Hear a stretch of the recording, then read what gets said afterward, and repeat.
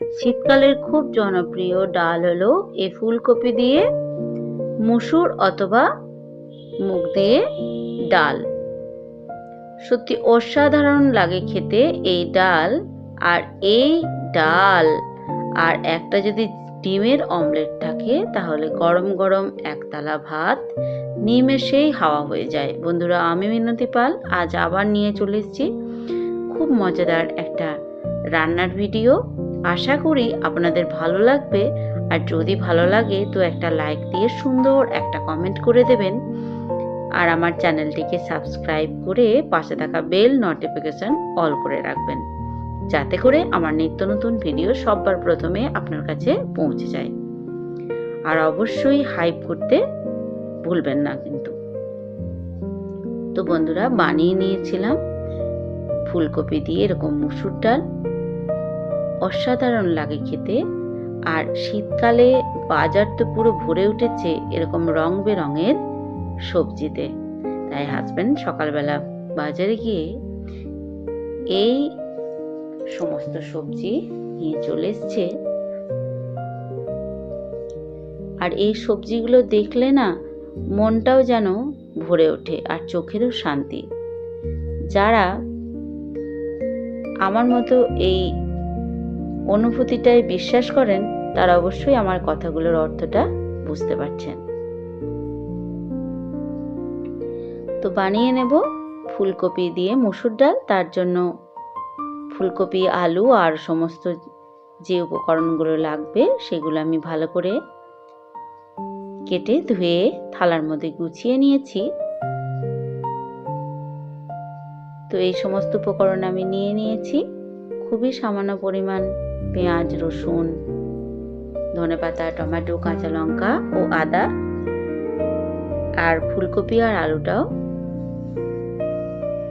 খুব সামান্য পরিমাণ কেটে ধুয়ে নিয়েছি। আর এদিকে মুসুর ডালটা নিয়ে নিয়েছি, এটাও ভালো করে ধুয়ে জল ঝরিয়ে নেব। গ্যাস অন করে কড়া বসিয়ে তাতে দিয়ে দিয়েছি সর্ষের তেল। সর্ষের তেল গরম হলে তাতে 5 ফোড়ন, শুকনো লঙ্কা, তেজপাতাটা ফোড়ন দিয়ে নিলাম। ফোড়ন ভাজা হলে দিয়ে দেব কেটে রাখা পেঁয়াজ। এবার যে রসুন আর আদা আমি নিয়েছি সেগুলো গ্রেটারের সাহায্যে গ্রেট করে নিচ্ছি।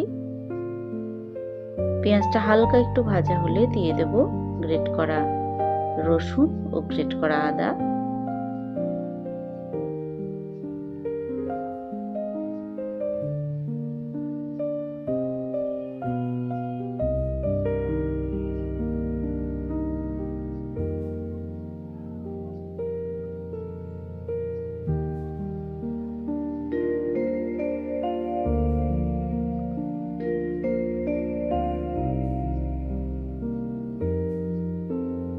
গ্রেট করা আদা রসুন দিয়েও ভালোভাবে একবার নাড়াচাড়া করে কষিয়ে নিচ্ছি। এবার কেটে ধুয়ে রাখা ফুলকপির টুকরো, আলুর টুকরোগুলো দিয়ে আবার ভালোভাবে কষিয়ে নিচ্ছি। দিয়ে দেব সামান্য পরিমাণ হলুদ আর নুন, দিয়েও আবার ভালো করে নাড়াচাড়া করে নেব।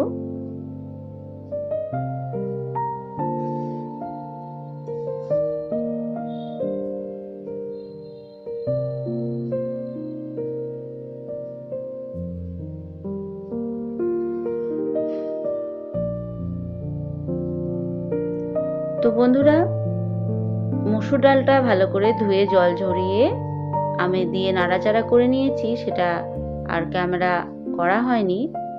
তো একটু নাড়াচাড়া করার পর কেটে রাখা টমেটো আর কাঁচা লঙ্কা চেরা দিয়ে দিলাম।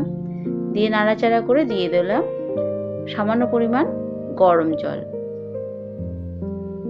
তো এবার চাপা ঢাকা দিয়ে দেব 7 থেকে 10 মিনিটের জন্য সিদ্ধ হতে।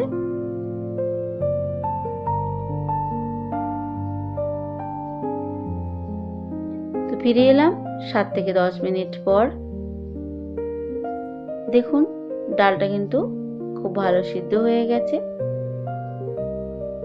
খুব বেশি সিদ্ধ হলেও কিন্তু ভালো লাগবে না। এই পর্যায়ে দিয়ে দিলাম সামান্য পরিমাণ চিনি। চিনিটা অপশনাল, কেউ চাইলে এই চিনিটা স্কিপ করতে পারেন। তো আপনারা সকলেই বানিয়ে থাকেন। আমি কিভাবে খুব অল্প তেল মশলায় এই সুস্বাদু স্বাস্থ্যকর ডালটা বানাই সেটাই আজকে আপনাদের সাথে শেয়ার করলাম। এতে করে যারা নতুন রাঁধুনি এবং যারা ব্যাচেলার এই প্রথম রান্না শিখছেন তারা খুবই উপকৃত হবেন। তো এবার যেই হয়ে আসবে অমনি দিয়ে দেবো ফ্রেশ ধনেপাতাগুলো। এর আগে ডাঁট মতো অংশগুলো কিন্তু আমি মশলার সাথে কষিয়ে দিয়ে দিয়েছি, শুধুমাত্র ডগের দিকের যে পাতা কটা সে কটাই রেখেছি নামানোর সময় দেওয়ার জন্য। আবারও দিয়ে দিলাম আরেকটা চেরা কাঁচা লঙ্কা। এবার 2 থেকে 3 মিনিট ফুটিয়ে কিন্তু আমি এই ডালটা নামিয়ে নেব।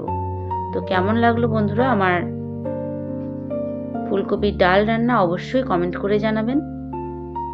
আবারও মনে করিয়ে দিচ্ছি এটা আমার ক্রিয়েশনের চ্যানেল, তাই আমার সমস্ত রকম ক্রিয়েটিভিটি এই একই চ্যানেলে আপলোড দিয়ে থাকি। আপনারা সমস্ত রকম ভিডিওই দেখবেন, আমার পাশে থাকবেন। তো অসংখ্য ধন্যবাদ জানাচ্ছি আপনাদেরকে এতক্ষণ আমার সাথে থাকার জন্য। সবাই খুব ভালো থাকবেন, সুস্থ থাকবেন। নমস্কার।